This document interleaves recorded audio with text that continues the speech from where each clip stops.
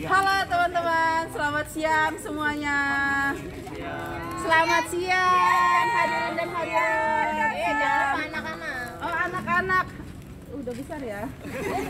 Kita anak-anak. Oke. Kita anak-anak terperangkap dalam raga orang dewasa.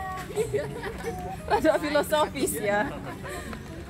Oke, hari ini adalah Hari Anak Nasional, bertepatan 23 Juli 2022. Di sini kita, 23, wah. Nah, di sini kita sudah ada dengan teman-teman banyak banget ini, ada 1000 orang gitu. Nah, acara selanjutnya langsung aja.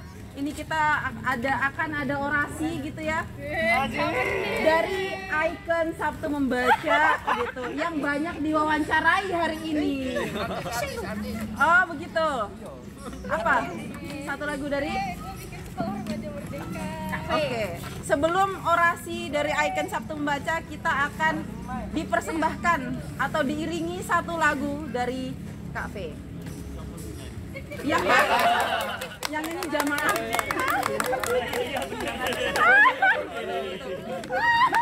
Salah, bukan diiringi, dibawakan.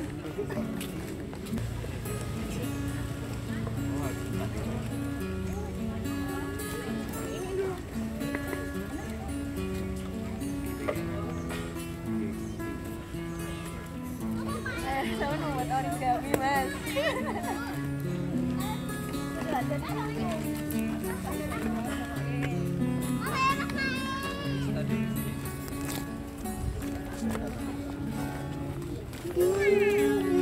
Di jantung kota pusat gelisah nyanyi dewe ya? Konser guys semut ah. dalam seluruh debu dan kabut yang hitam gelap warnanya, yang hitam gelap warnanya.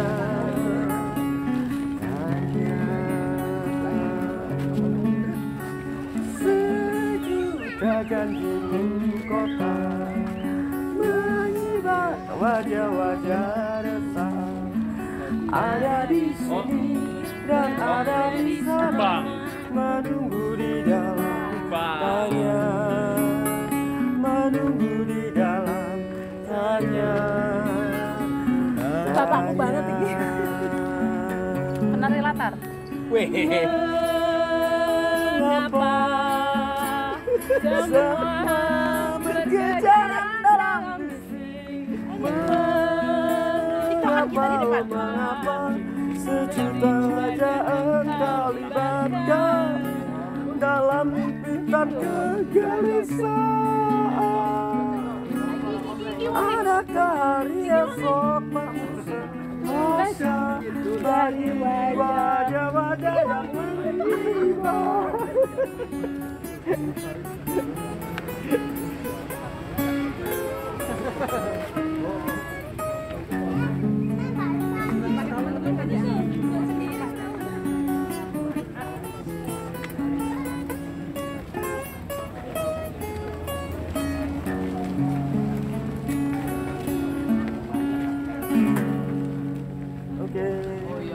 Oke. Tepuk tangan yang meriah. Woo! Lagunya apa tadi ya? God bless. God bless. Tahu nggak God Tuhan memberkati. Apa judulnya? Enggak. Puji Tuhan kan? Oh enggak ya? Judulnya Tuhan memberkati. Tanya sama ini. Oke, siap-siap. Jadi God bless itu band apa ya, Mas P? Silakan Mas dijelaskan. bisa bantu. Karena itu adalah Kita jelaskan dulu nih, Bapak Bos. saya itu. Apa-apa? God bless itu lagu apa, Kak V? Kita God bless panggil itu- Kak aja ya, biar muda gitu. Emang udah loh. Oh siap. God bless itu Jiwa masih muda. rock legend, Masih Joko. Rock Legend. Sanggaan Kota Malang, karena gitarisnya asal Malang juga. Dan lagu tadi liriknya ditulis oleh Taufik Ismail, Nih, Mas. yang Nah, ini, Mbak. musiknya digarap oleh Yan Antono. Judulnya Balada Sejuta Wajah. Balada Sejuta Wajah. Wah, iya teman-teman. Setelah ini ada mau satu lagu lagi kafe enggak? Ngiringin puisi aja deh. Oke, setelah ini ya. Setelah ini kita ada satu lagu lagi begitu, baru ngiringin puisi. Oh, orasi langsung. Oke, yang ditunggu-tunggu akhirnya datang juga orasi bertahun-tahun lamanya nggak pernah orasi. Kita sambut ikon Sabtu membaca. Duplikat Khairul Anwar. Oh, bukan. Mari kita sambut Cak Pendek. Tulisan ini aku ringkas dari tulisannya si Bapak Hersi Setiawan. Dia adalah tokoh lekra di Jawa Tengah. Dan beliau hari ini kalau nggak salah beliau hari ini lagi sakit. Doakan mudah-mudahan cepat sembuh. Saya ambil dengan judul 151 Turba Bohemianisme Gelandanganisme. Secara singkat, apa itu 151? 151 merupakan asas kerja para pekerja kebudayaan lekra, lembaga kebudayaan rakyat yang berdiri tahun 50-an. Asas 1 adalah politik sebagai panglima. Berikutnya asas 5 yang biasa disebut sebagai 5 kombinasi. Yang pertama, kombinasi antara kegiatan meluas dengan kegiatan meninggi. Yang kedua, kombinasi antara tinggi mutu ideologi dengan tinggi mutu artistik. Yang ketiga, kombinasi antara tradisi baik atau tradisi positif dengan kekinian revolusioner. Yang keempat, kombinasi antara kreativitas individu dengan kreativitas kearifan massa. Dan yang kelima, kombinasi antara realisme sosial dengan romantik revolusioner. Dan yang terakhir, 1 itu adalah turba. Turba di sini adalah kepanjangan dari turun ke bawah.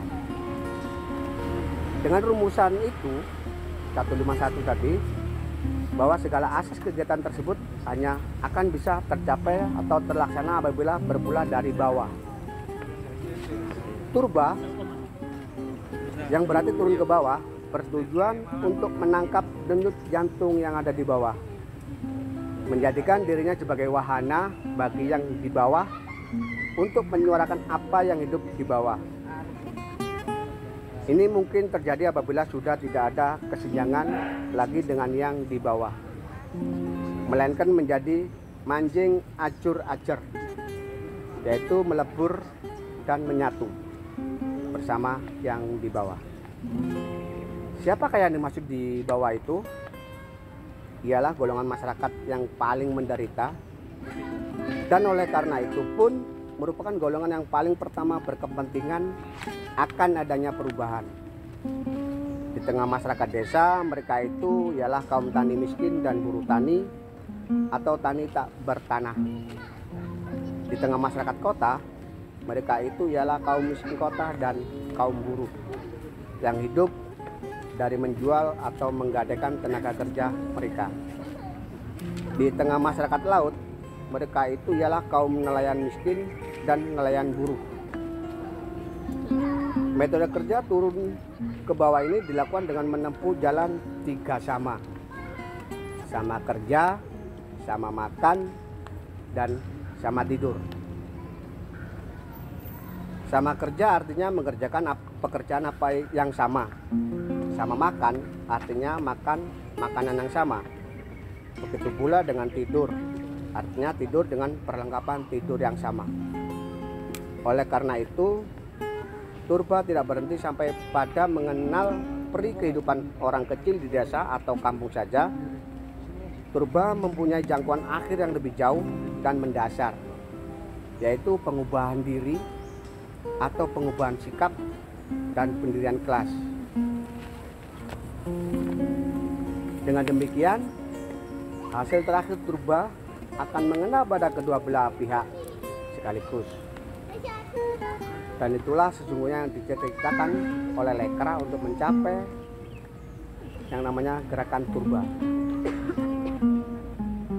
Dari pihak yang diturun bawahi, suara mereka akan terangkat ke permukaan percaturan. Dan dari pihak yang menurun bawahi, kesadaran ideologi mereka akan tercerahkan sehingga menjadi peka terhadap suara arus bawah. Itulah latar belakang filsafat gerakan turun ke bawah. Soal bohemianisme, gelandanganisme. Ada seorang di belahan bumi barat sana, tepatnya di Barcelona, Julie Southwood, nggak salah namanya, memberi sifat pada gerakan ini sebagai gerakan bohemian artistik atau bohemian intelektual.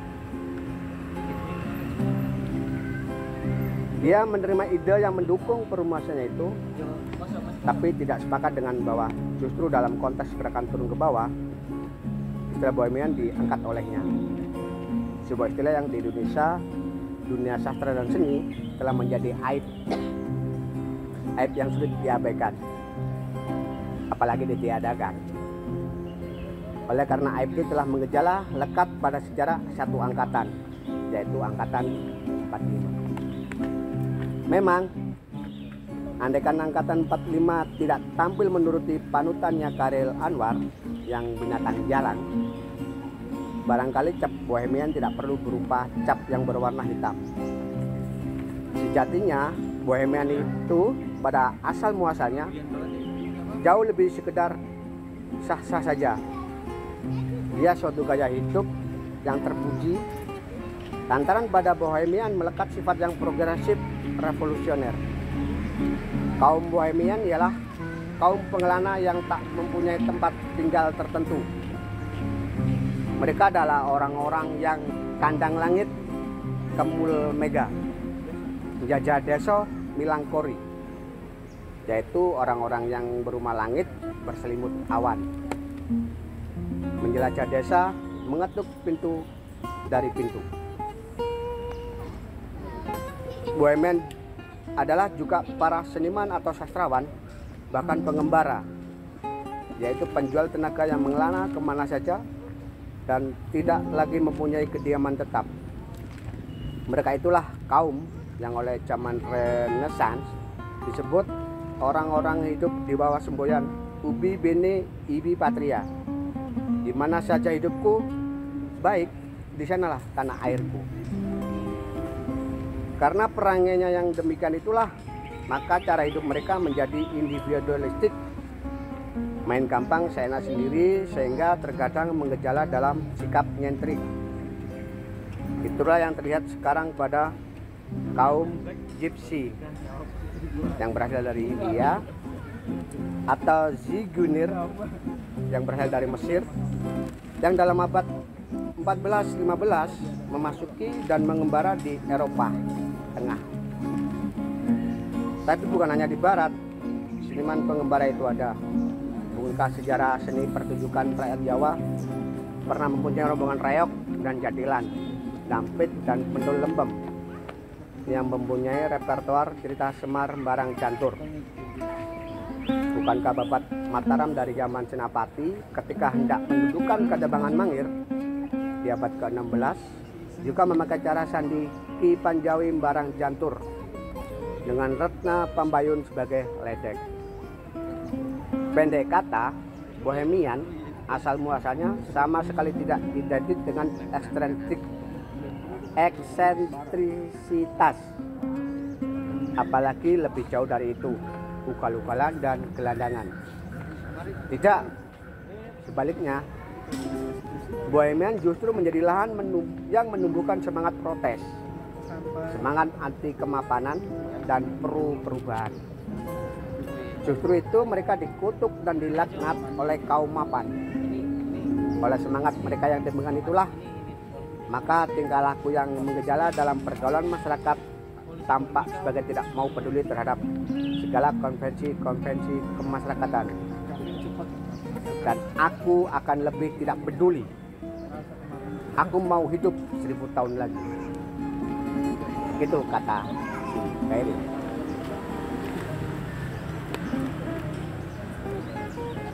Juga sebagai lagu semangat Amir Pasaribu. Dan 2 kalimat sindiran dari bait kedua lirik lagu Malioboro Raya yang pernah populer di ibu kota revolusi Jogja.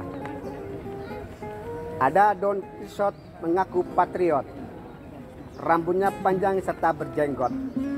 Ada lagak bintang layar putih, mondar-mandir cari kekasih. Demikianlah, apa yang harus terjadi terjadilah. Kandungan arti bohemian dibakar semangat barisan Angkatan 45 Indonesia dalam sastra dan seni menjadi berisi lain.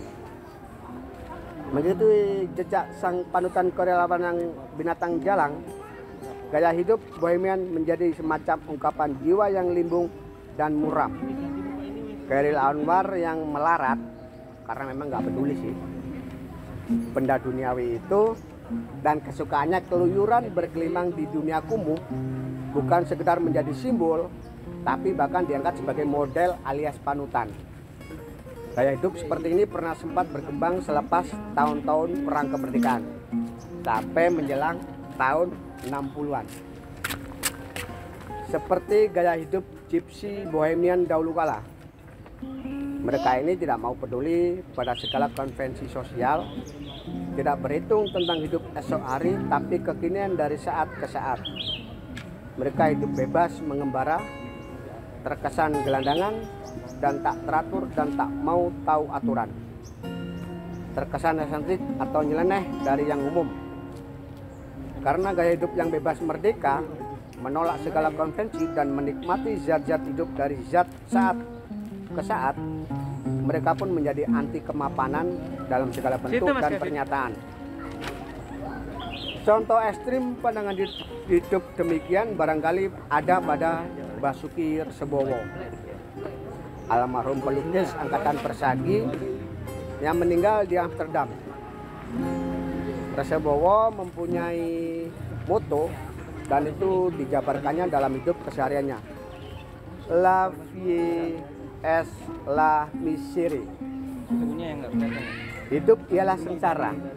Kursi rotan yang reot, yang tidak reot, dan kasur yang masih empuk baginya ditakuti sebagai penghalang kerja penciptaan. Riwayat yang kurang lebih terjadi pada Bapak Bohemian Sastra Indonesia, si binatang jalang Chairil Anwar. Dan bersama dengan kematiannya, semangat pemberontakan Angkatan 45 itu pun tamat sudah riwayatnya. Masuk tungku kremasi sejarah. Dan yang keluar berkepul ialah asap humanisme universal. Ababnya Habib Yasin yang dibentuk menjadi sosok di atas buayan hasil karya konferensi meja bundar yang bernama Buayan Stikusa. Pada saat itulah semangat pembaharu kebohemian Angkatan Chairil yang patriotik, tegak berdikari telah dilebur ke dalam semangat kemanusiaan Angkatan 45 yang limbung tidak berjuntrung. Seperti awal-awal tahun 50-an, banyak tunas-tunas seniman dan sastrawan yang sudah mencoba membuat sketsa potret diri atau menulis 1-2 potong sajak rembulan dan sajak cinta. Mereka menobatkan diri menjadi seniman. Adapun atribut seniman yang bebas merdeka itu ialah membiarkan rambut gondrong awut-awutan, mengenakan pakaian dekil bertambal sana sini, mandi kapan mau, seolah-olah air dan sabun memadamkan inspirasi. Kalau malam berkeluyuran konon untuk menangkap ilham yang berpendaran di tengah pekat alun-alun mesum, menipu dan mengutil, seperti Chairil katanya. Pembonceng dan pemain gadungan semacam itu juga ada di kalangan seniman dan sastrawan. Mereka tidak mengerti, melainkan sekedar meniru sisinya yang lahiriah. Jika Chairil Anwar atau Rifai Yapin menyelusupi hitam malam pasar Senen atau Gang Heuber, maka mereka pun tak mau ketinggalan, sebatas menikmati hangat tubuh perempuan-perempuan penjual jasa seks, tapi abai terhadap usaha pencarian nilai-nilai yang hidup terselubung dalam rahasia siang yang penuh kemunafikan. Tolong bener. Begitulah angkatan penerus Chairil Anwar tidak mampu atau tidak mau menangkap api kebohemian panutan mereka. Memang dengan sigap mereka tangkap dan nikmati udara kemerdekaan sepuas-puasnya. Karena bukankah sang panutan juga yang telah berpesan berlari hingga pedih perih dan isi gelas sepenuhnya lantas kosongkan. Di zaman post Chairil, bohemianisme lalu tinggal menjadi gaya hidup seperti kalong. Siang hari tidur, kalau malam keluyuran. Penggawain sopo ini katanya mencari ilham, dan ilham itu dicarinya tidak salah sebenarnya di tengah kehidupan yang paling kumuh, termasuk kalau bukan terutama di daerah-daerah jual beli seks. Seniman harus tampil sebagai manusia luar biasa. Seniman lalu disejajarkan dengan segala sifat. Selain sifat kemapanan segala nilai, inilah sisi positifnya. Kono teleh manur.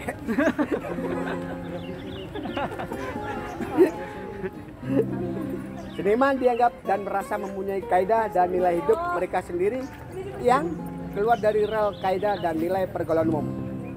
Inilah sisi negatifnya yang nampak di mata pergaulan masyarakat biasa, lalu serba jorok, seenak sendiri, gelandangan atau menggelandangkan diri. Sekian dari saya.